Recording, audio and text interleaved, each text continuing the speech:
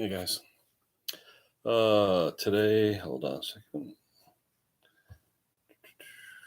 Paying it forward. Had a bunch of stuff today. A bunch of customers. After work today, had some errands to run, and then I took care of a few customers. And one of them was a former coworker, and he had a tractor that needed some work. He had some vandalism done to it, and a few other things. And he's going in for some medical procedure tomorrow. So uh, one of those pay it forward things where I didn't charge him. Hey, Jesse, Andy, good evening, guys.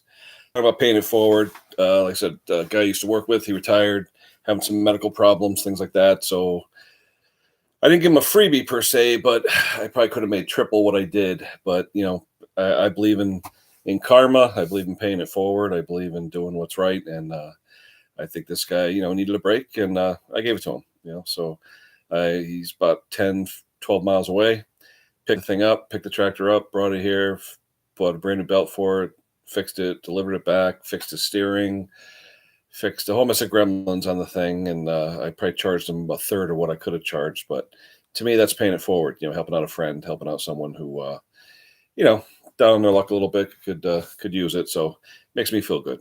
So I believe in helping people out. So you know, took some time, took some effort. I'm a little sore, but you know what? I feel good. I'll go to bed tonight feeling like I helped someone out. So that's good. What else we got working? I did a Skag today. Skag mower belt. Very easy to put on this mower belt on a Skag. The only thing is, it was so worn. Doug, how you doing, pal? Um, Talking about paying it forward and doing jobs when you're really not making a lot of money, or sometimes even doing for free. But paying it forward, and hopefully the kindness will come back to me. So I like doing it. Help it just makes you feel good. Um, I was telling everyone the other day I have this new Chromebook, so I could do the live streams because I don't have 1,000 subscribers. I don't know if I ever will get 1,000. Hopefully in the future, if I do more videos showing me actually working on things instead of just talking like this, I'll probably get more subscribers. But I enjoy the live chat. People ask questions, and I share stories as well. Whether it be power equipment or fixing things. They call me Mr. Fix It, so I'm always fixing stuff. Yeah, I believe it comes back. I believe in karma. I believe you treat people nice, they'll treat you nice eventually. So, James, how you doing, pal? Hope everything's well with you, James. You and the family. Um, I said, talking about paying it forward. There are times when we do work, and we know we could charge a lot more than we do, but it just makes you feel good, when someone's happy, and you're not really. I don't want to say raping them for money, but there's fair rates you could charge for things, and sometimes someone's down on their luck. This particular person's going in for surgery tomorrow, and the wife wanted to have the tractor back before he went into surgery, and I said, let me do it. So I picked it up Sunday. It was raining like crazy. Couldn't do anything on Monday. So today I got home. I did one more job. Then I came home, did this job. I delivered it to him, and he was happy. So that's good. Really, it really makes me feel good. Jesse, what do you got? Got two trees. Yeah, absolutely. Yeah. Well, neighbors forget it. I always do stuff for free for the neighbors. Unless it's something crazy where I have to buy parts. Labor, I could swing the labor. I don't care. I have some neighbors that I'll change their oil. They won't charge me anything, whatever. Like especially snow blowers, I probably change all their oil for free. What's that cost me? $3-4 a quart. No big deal.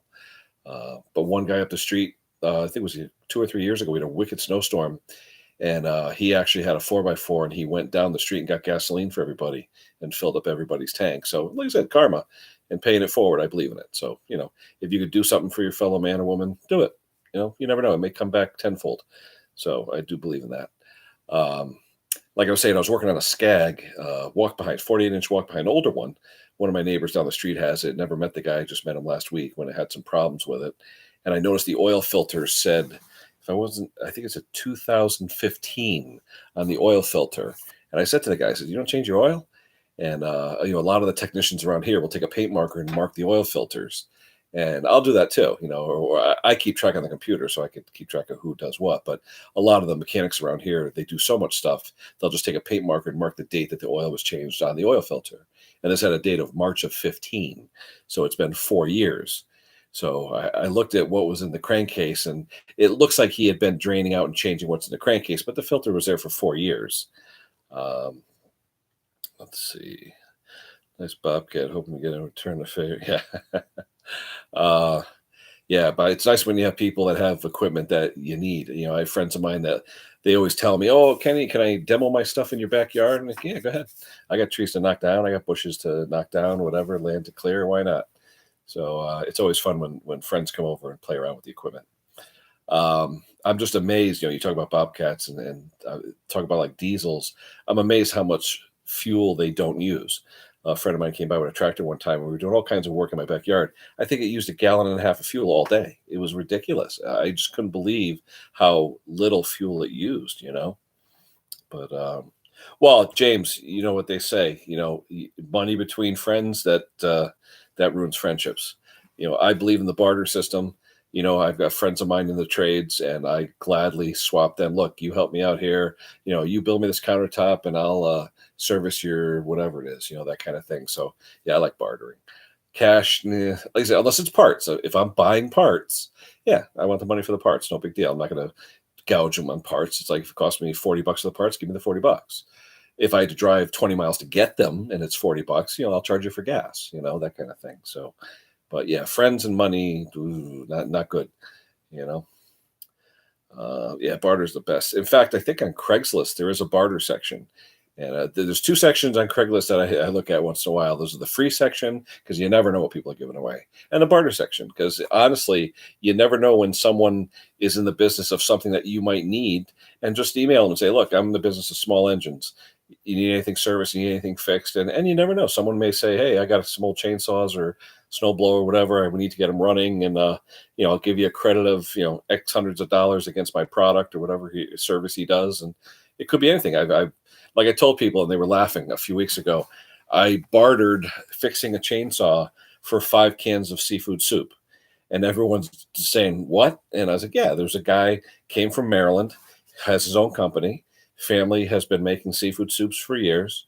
He's trying to get into the Northeast here, and I told him what the bill was. I think the bill was $45, and he said, "Well, do you like seafood soup?" I said, "I like all soup. I really do. I love soup."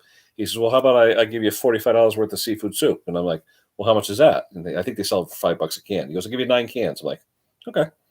And I'll be honest, dynamite soup, and I think I got a better deal because I think he gave me some extra. So hey, soup for saw work, why not? So there's nothing wrong with that. Um, I think that's the weirdest thing I've ever bartered for, though. Soup to fix a chainsaw. But whatever, no big deal. Look at me, I don't care. I never say no to food. You can tell by the look at me. Anywho, James, was Maddie or anybody on tonight? I didn't see anybody on. I haven't seen Maddie in a couple of days. So yesterday we had that massive rain here, storming like crazy, and couldn't get anything done. And then it stopped around 6 or 7 o'clock at night. But by then, everything was soaked. I mean, the grass was, the yard was just mush. So you really couldn't get anything done yesterday. But today was a beautiful day. Oh my gosh, it was in the 70s. Absolutely gorgeous day today. So I had some errands to run, and I did that after work, and then I fixed a few more things and got back around 7:30 or so. So long day from like 5, 6 in the morning till about 7:30 at night. So it was a long day. But you know what? You tire yourself out and easier to go to bed at night. Let's see. What do we got? So we got Jesse, we got Andy, we got Doug, and James. Everything good with you, James? I haven't really talked to you since probably Maddie's last one. He had nothing to go live. Maddie always has something. Come on, the guy's like Johnny Carson.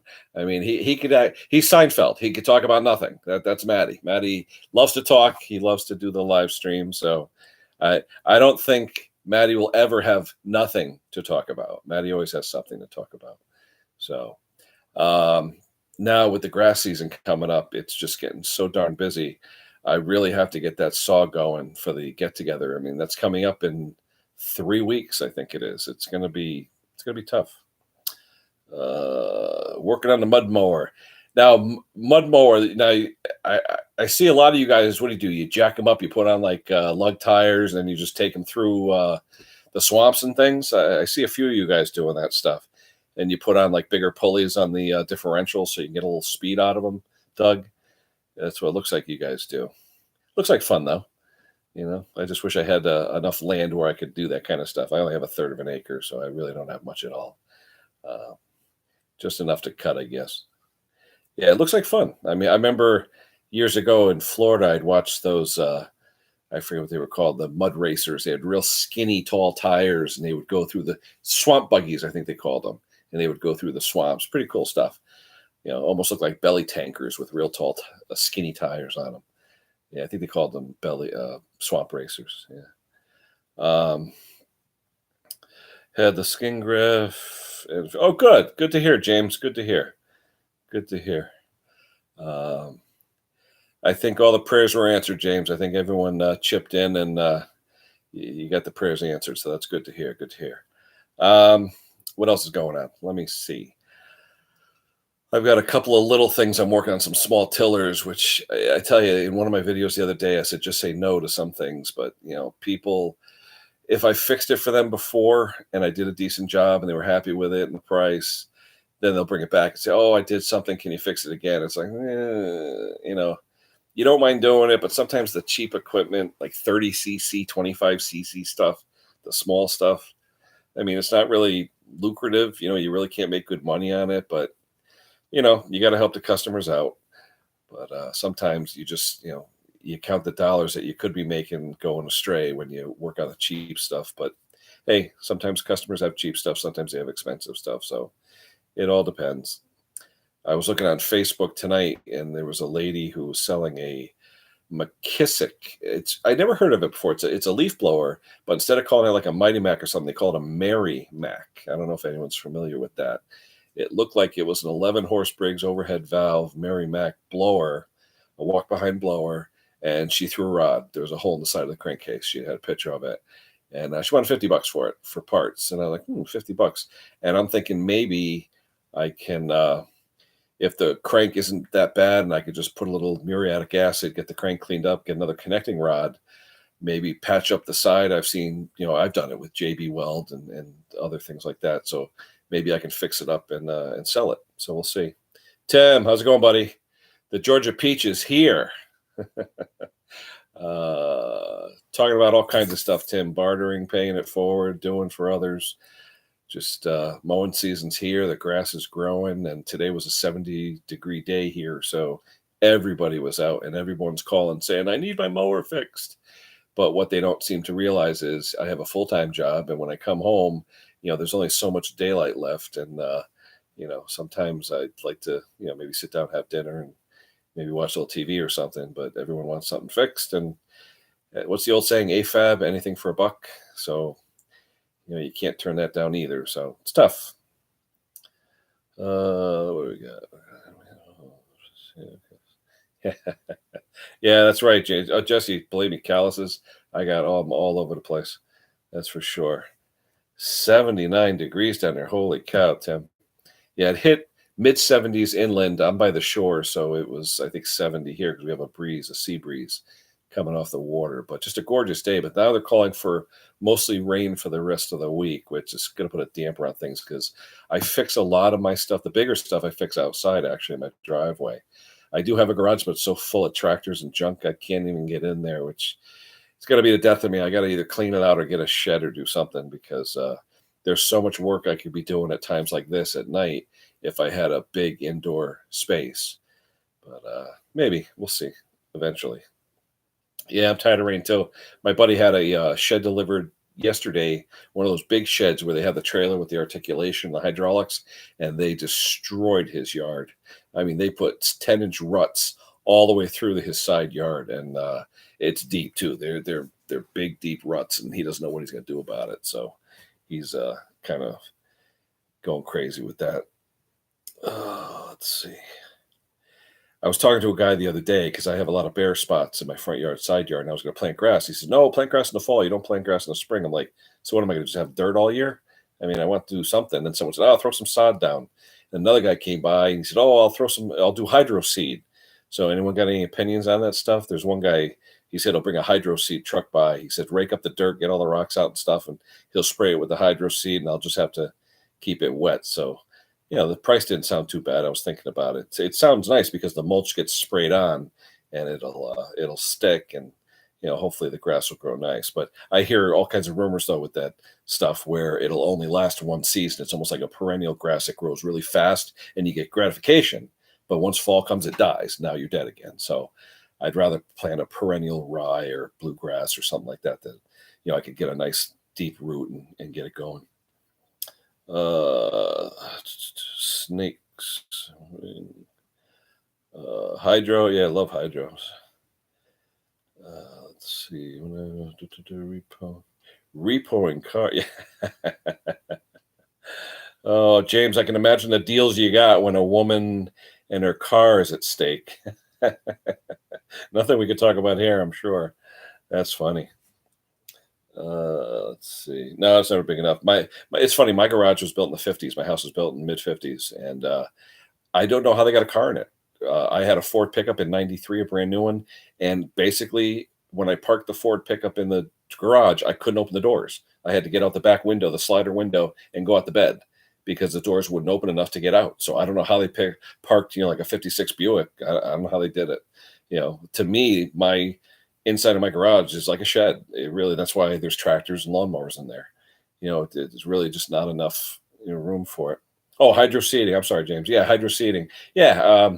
The guy, like I said, he drove by. He was doing a neighbor's backyard or something, and like I said, the price wasn't bad. I don't know. Just somebody told me that you got to watch the seed they use because if it's not a good perennial seed, you'll be disappointed because once winter comes and spring, it's dead. There's nothing coming up. So I don't know. It's fast germination, comes up fast. It's great gratification, but I want something that's going to last. My problem is where I am, it's clay soil, and they got a lot of grubs too. So now that the forsythias are blooming, they say it's too late to put down grub control. They say once the forsythias come out, it's the pre-emergents are done and the grub stuff is done. So we'll see. Let's see. A 3-car attached to the house. Oh my God. The 3-car and the 1-car together probably equals the size of my house. Very small ranch I got here. But hey, you know what? The kids are almost gone, so it does the trick. No big deal. Hey, there he is. Hey, Matthew, someone accused you of not having anything to say. That's why you're not doing a live stream. I said, impossible for Matty not to have anything to say. Matty always has something to say. So say something, Matt. Anyhow. Was today long day, Matt? I think it was Tuesday the long day. I know you do your 7 to 7 on one day. We're just talking about, just paying it forward and the rain we're having and bartering, things like that. I don't know if you heard, Maddie, I fixed a chainsaw last year and the guy gave me soup.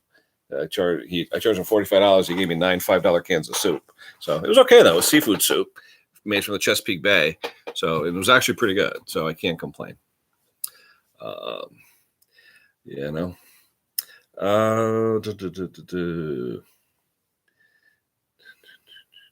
Maddie, what's going on with the 3D printing stuff? I haven't really heard much between you and Eric or anything. Is anything else going on with that?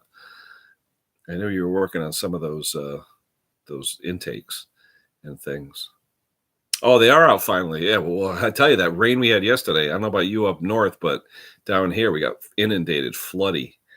It was really bad. Oh, Eric's too bad. Yeah, that's true. Yeah. Hey, we all have jobs, I guess. But just wondering.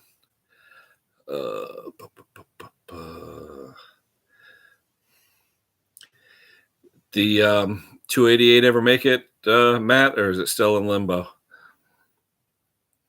That'll be your next video. It'll be, aha, the 288's here. It'll probably have stickers from all over the world from where it's been, because it could probably travel the world by the time you get it. No, it is expensive. Like I said, we have them at work. We have all small, large, all different stuff. The machines are getting cheaper, but some of the material, depending on what you want to do with it, is getting expensive. Because it used to be just ABS plastic was used for the 3D printing. Now you got filled nylon and all different types of plastics, the stuff that is water soluble so that it'll melt away. So you can do hollow things, stuff like that. So interesting though. Good technology, cool technology, Did you ever find bushings? I know you were talking about bushings to support the flange when you bolt the carbon. You were trying to look for bushings to go along with those intakes. Yeah, the design's done though, right? You actually have the design on a disk drive or something, so you can farm it out somewhere else, or does Eric own the rights to that design? Curious. Uh, yeah. Oh, what else? What else? What else? Getting ready for the get together. I see a couple more people contributed a little bit to Dan. I saw on there. Um, yeah, I'm trying to see what else I need to buy. Uh, we'll get it going. Backyard garage, boneyard garage. I'm sorry. How you doing? Good evening. Um, like I said, today was a busy day, work, and then 3 or 4 pieces of equipment after work. Got home around 7:30, so it was a long, 14 hour day.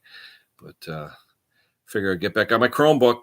I love my Chromebook. I tell you, for $175, this is the way to go when you're doing YouTube live streaming. You know, you're not going to make it. Oh, come on. Does that mean me and Matt have to drive out there and do a demo in front of you? That's too bad, James. We were looking forward to it. Hey, our paths will cross. You never know. Indy's not that far away. I'll make it out to the U.S. Nationals one year. Watch the drag races. Come see you. So,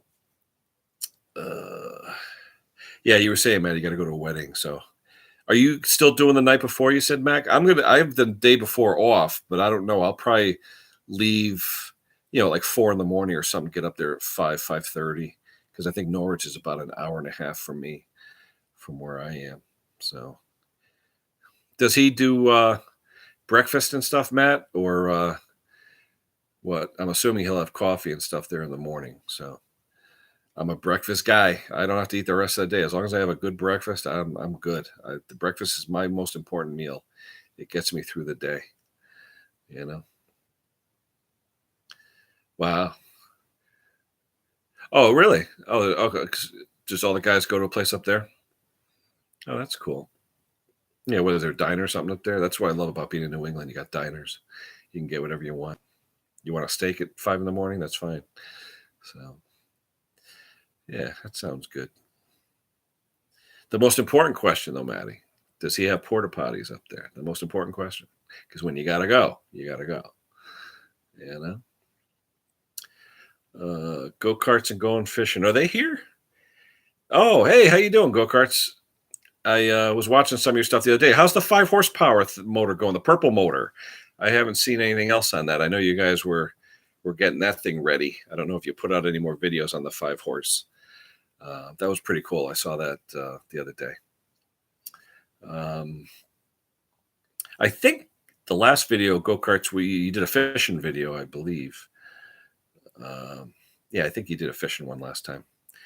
But anyway, yeah, fishing. I enjoy fishing. I have a good friend of mine who's, I don't want to call him a bass master, but I'm sure he could be one if he wants. He's got a real cool bass boat, and he's probably got 50 rods, 60 rods. He just, for whatever you're doing, he has a rod or a piece of tackle to catch it. So, but some people, I guess, really get into it. All right, what else is going on tonight? Maddie, it's been so busy with grass growing here. People are just calling me left and right. It's just, I don't have 5 minutes to even go to the bathroom. It's ridiculous. I want to find time to go downstairs and start working on my saw. I mean, I'll definitely have it. It'll be ready, but I don't know to what extent as far as like porting or anything like that. I mean, it'll be OEM 46XP and, whatever. I'll do the squish and I'll play with the porting a little bit and timing, but it probably won't be anything special, but it'll be something to play with. That's all. I'm just trying to find out now what I should really run for a chain. Someone's suggesting the, what do they call it? IDX or LDX chain, some kind of steel chain, or I don't know. It's something they say it cuts really good. One guy emailed me actually wanting to give me a square chisel chain to use when I'm cutting. And like I said, I'm not like you, Maddie. I'm not a chain guy per se, but all donations as far as tips and tricks would be gladly accepted, because I just do regular round filing or grinding on my chains. I don't really go crazy with them, and I've never really bought a chain to race with. It's just, hey, chain is chain. I don't know. We'll see. Yeah. Yeah, yours is probably going to put out noodles, and I'm going to put out these little teeny oatmeal chips. So we'll see. It'll be fun though. I think it'll be real fun. Um, what else is going on? I think that's about it. You got anything coming up with your sawmill, Maddie? Any big logs or anything in the yard? Anything getting ready to cut? I know that's your passion. Put it back. That sounds good. No logs yet. Well, season's coming, and your timber friends will probably drop some stuff off. That's all. But Tim, don't laugh. A friend of mine did that to somebody. He got that blue liquid all over him. Luckily, there wasn't any dookies in there, but still, yeah, all that blue liquid. That stuff stains. It is nasty stuff. All the guys, they did like a football charge and boom, pushed it over, and that blue liquid got all over him. Oh, nasty, nasty stuff. Let's see. Boom. Yeah. What else? What else is going on, guys? Not much. Not much. Oh, I was talking to someone today about tire tubes. A guy emailed me. He saw a video. I commented on old Sneelock's video. I think it was no, not old Sneelock. Mowers and Blowers. Henry in Long Island did a couple of quick tire tube changes for his friend's tractor. And I said to him, I said, did you check inside to make sure whatever caused them to go flat was gone? Because every time I change and put a tube in, two things. You make sure the rim itself isn't burred, because a lot of people use vice grips to hold the tools when you're doing the tube change or popping the bead and all that. And then the other thing is, if there was a screw or a nail, sometimes you can't see it from the outside, but it's still in there. So what I do is, before I put a tube in, I'll put it in a bathtub or in a tub of water, see where the bubble's coming from, mark it with a grease pencil or something. And then once I break the bead, I'll take my hand and I'll go in there, because sometimes you'll feel a piece of nail or screw or something still protruding inside, and that'll surely pop the tube. I've had a guy called me or emailed me and said, Kenny, I keep putting tubes in and they're not working. And I said, did you clean out the inside of the tire? And he's like, what do you mean? So when I showed him, he went back, broke the bead, took the tube out, put his hand around, and felt a little piece of a finish nail, actually, a little bit of a finish nail was still sticking through the tire. So he pulled it out. I said, yeah, people don't realize, anything that caused the leak could still be in there. How often do you run over a screw and then the screw comes out and stays in your yard? No, it'll usually stay in the tire and go into the tire. So you really got to check and make sure that your rim doesn't have burrs on it, because when you install your tube, sometimes you roll it over a burr on the rim and it causes a little slit in the tube. Doesn't take much. Then you go put air in, and you're like, why isn't it holding air? Well, you just wrecked the tube. So you really got to watch. I do have Triangle Files, Tim. Never used them. Yeah, Long Island, New York. That's Mowers and Blowers Boneyard. Henry over there in Long Island. He's got a pretty cool channel. I don't know where he gets the ladies to advertise, but he's got some beautiful women on the covers of all his videos. But nice guy. Does a lot of horse trading and stuff like that with mowers and blowers. So pretty cool. Yeah, glass shards. Yeah, there are all kinds of stuff. I mean, you'd be amazed what you find inside a tire. I found rivets, finish nails, cut nails, little pieces of screws, even wire, barbed wire, a piece, off of that. But like I said, if it's not protruding out of the tire, doesn't mean it's not there. Put it into a pot of water, bucket, whatever, a pail or pan, whatever you want to call it. I have an actual utility sink that's big enough for a 12-12. So I'll stick the whole tire in. I'll mark where the leak is, and when I take it apart, I stick my hand up there. Aha! And or if it's fallen to the bottom, I take a magnet and I go in there, or a piece of double stick tape, and I go around like that just to make sure, because it doesn't take much to pop a tube. Tubes are very fragile. People think that they're pretty sturdy. They're not. It doesn't take much to rip a little burr in a tube. 268. Is it 268 or 288, Matt? What's the one you bought that you're waiting for from Canada? I thought it was a 288. Or do you have something else that I don't know about? Yeah, money. Hey, just like me, James, I'm working all these hours doing the power equipment stuff, and the money is coming in. Don't get me wrong, but I'm trying to figure out what calendar month it's going to be where they stop calling and I can enjoy myself. But 268, a part saw or something as a builder, Maddie? Something you're going to build? A 268. Is that like a strange one, a 268? I don't think I've heard of a 268 before. I definitely heard of the 288, but 268, interesting. Lately I've seen 372s on Craigslist and on Facebook, and my God, they want a lot of money for those things. The cheapest one I saw was $600, and it's not rebuilt or anything. It's just runs good, but $800 for the 372s. If it was fully rebuilt, absolutely, everything's done, absolutely. But something that's good runner and it's 12 years old, I don't know. Like Maddie says, $50 saw. So anyway, was it an eBay deal, Maddie? Yeah. I think you and Craig have the monopoly on that. You guys must have the searches built into your computers because you guys always get them. I was just fortunate when I got that 340 for $50. Oh, let's see, eBay snag. Yeah. Now, did you just happen to win it, or did you go to like the last second and do a snipe, Maddie? Because I know I used to do sniping 20 plus years ago when eBay first came out, and now they have those rules where if you try and snipe within 2 or 3 seconds, they extend it. So that way there's no more sniping. So, yeah, that used to be fun. No. Oh, boy. Let's see.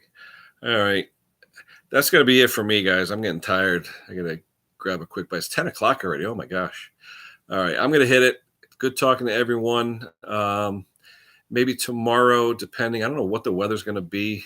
I'd like to start doing some filming downstairs, some saw filming and things like that. I've done a lot of repairs lately, but with the Chromebook, I mean, I could bring the Chromebook outside to do a live stream filming, but when the weather is like damp and rainy, I just don't want to do it. But I could do a regular video with the phone and then just upload it. But I enjoy the live stream so much better. Maddie got me turned on to these live streams, so it's just fun. It's fun talking to everyone, see what everyone's doing. So, all right, that's gonna be it, guys. Enjoy. Thank you for tuning in. Let me see if I can get some more content and do some uploads. If you guys have anything that you want to see, throw it in the comments. If there's anything that you need fixed or even just want some info on, if I can help you, I'll be glad to. Put your emails there. I'll PM you or something. Definitely glad to talk to people about power equipment and fixing small engines. So been doing it 20 years. I've retained a little bit of knowledge on it. So hopefully I can help you guys out. All right, that's it for me, guys. We will talk to you later. Be safe. Have a great night, and we will talk to you soon. Bye-bye.